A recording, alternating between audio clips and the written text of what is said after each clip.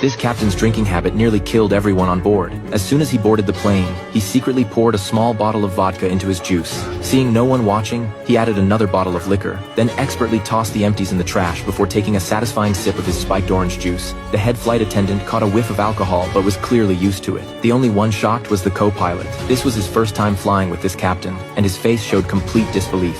What he didn't know was that the captain was already drunk before boarding. Soon, reeking of alcohol, the captain passed out cold.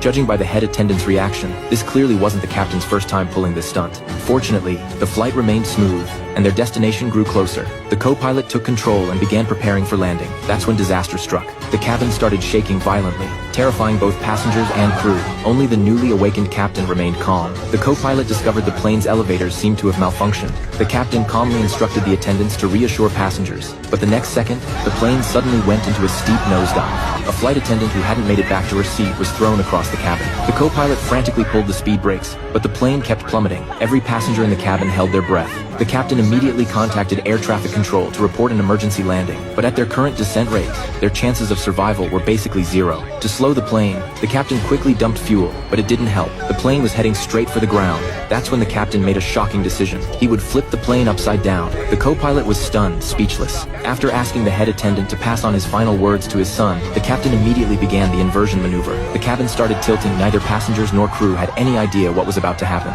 With help from the co-pilot and head attendant, the captain retracted the landing gear and completed the inversion just 2,600 feet from the ground.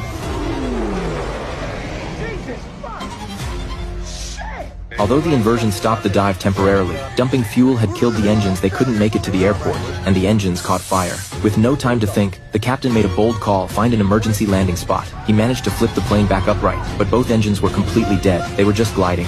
In the open field ahead, a church suddenly came into view. Despite the captain's desperate attempts to adjust, he could only watch helplessly as one wing clipped the church. In that moment, everyone in the cabin was powerless, silently awaiting their fate.